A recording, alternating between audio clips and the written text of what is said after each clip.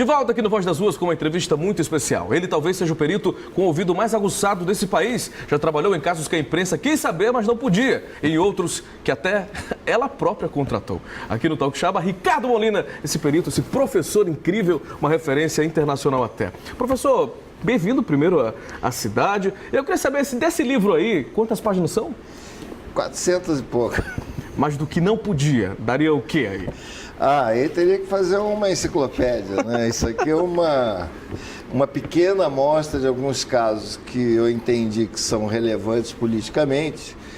Gravação no Brasil, em geral, está ligado a alguma encrenca política. Isso, até o subtítulo do livro é De Collor a Dilma, do caso Magre a Lava Jato.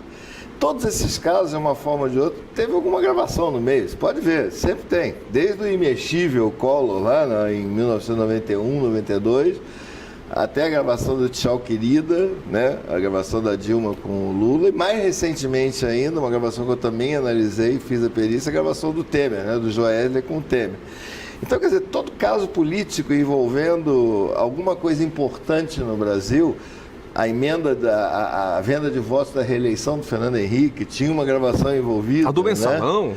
A do Mensalão teve várias, né? Teve muitas, né? E quase tudo isso, eu diria que 99% dessas gravações, de uma forma ou de outra, seja de que lado eu estivesse trabalhando, elas acabaram passando pela minha mão. Né? Então houve um momento em que a gente entendeu que essas histórias precisavam ser contadas, ou pelo menos compiladas, né? E é uma coisa curiosa que esse livro, às vezes, ele é colocado nas livrarias dentro da seção de história, né? Coisa que eu não esperava. Eu achava que podia estar na seção de direito. Mas é um relato vivo, né? Mas acaba sendo a história vista de um ponto de vista muito peculiar, né? Do perito que analisa as provas, né? Mas é a história, né? É a história política recente desse país, né? E eu até, às vezes, tem até um comentário aqui no livro que eu me lembro, lembrando do caso Magre, né? Onde se tratava de uma propina de $30 mil. Aí eu boto até, a gente era feliz e não sabia, né? Com orçamento baixo, né? Professor, eu quero saber uma coisa, porque a perícia, para você, é uma ciência absolutamente técnica, mas a intuição, de alguma forma, a sensibilidade adquirida com a experiência, fez com que você decisivamente fechasse algum caso mais rápido, então conseguisse concluir de uma forma mais eficiente? A intuição, isso que a gente chama de intuição, né, na verdade é um conjunto de conhecimentos que talvez não esteja devidamente formalizado. À medida que você vai adquirindo experiência, vamos dizer, essa tua intuição, esse tirocínio, ele aumenta, né? Quer dizer, você tem um momento em que você já vê. A gente não faz só áudio, a gente faz muita coisa de assinaturas também, grafotécnica. Então tem momentos em que você olha para uma assinatura, você já sabe que ela é falsa. Não é bem uma intuição.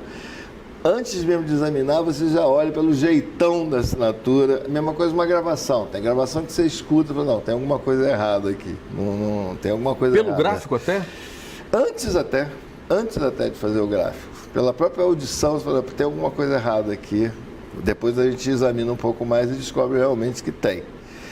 Então, eu acho assim que sem intuição não existe técnica. Isso é um mito. Achar que você tem que ter intuição, tem que ter um feeling, né?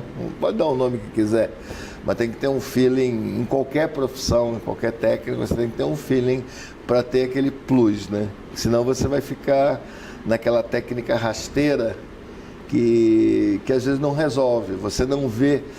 Até hoje mesmo me perguntaram o que é um perito. Eu disse assim, eu acho que o perito é aquele observador que observa uma coisa que ninguém observou.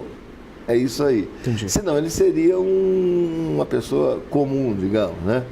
É como... Essa é a diferença, né? Você aprende... até o estereótipo disso é um pouco o Sherlock Holmes, né? Quer dizer, é aquilo que a pessoa chega e diz, bem, você veio de tal cidade, andou um pouco, passou por não sei aonde, mas como é que você viu isso tudo? Não, isso tudo está em você, que ninguém viu, né? Então, o perito, ele mistura um pouco a função de técnico com a de investigador também. Ele acaba sendo um detetive, né? Porque ele descobre na pista alguma coisa que ela tem que contar, uma história que ela tem que contar. E você já entrou em algum caso apenas pela contribuição social? Ah, sim, muitas. Eu trabalhei durante muitos anos, quase que exclusivamente para o Ministério Público, né? E inclusive, a maioria dos casos não remunerado, porque até é complicado, verba, conseguir. Então, eu trabalhei muito tempo para o Ministério Público. Até hoje, às vezes, o Ministério Público me procura, porque hoje o Ministério Público, até em algumas cidades, já tem até seu próprio corpo de perícia, né? Então, já não me procura tanto como nos tempos pioneiros, digamos, aí de 1990 e tal, onde, na verdade, não existia quase nada, principalmente nessa área que eu atuo. Ninguém fazia perícia em gravação. Então, quase 100% vinha para mim, porque eu tinha um laboratório na Unicamp e a gente trabalhava muito mesmo, né? O caso de Vigário Geral, né, quando teve aquela chacina lá, também teve muita gravação, está contado aqui. O caso PC Farias também tinha gravação, né? 96, né? Então, foi uma época assim que realmente teve um afluxo assim, muito grande, né? E hoje, com essas operações Lava Jato, todas as operações conduzidas pela Polícia Federal, a maioria delas está fundada em gravações. Pode ver, sempre tem uma gravação, né? Sempre tem uma gravação. O auge das delações é também o auge dos peritos, né? Hoje você tem até, eu acho, às vezes um pouco demasiado a forma como está se tratando essa questão da gravação hoje, né?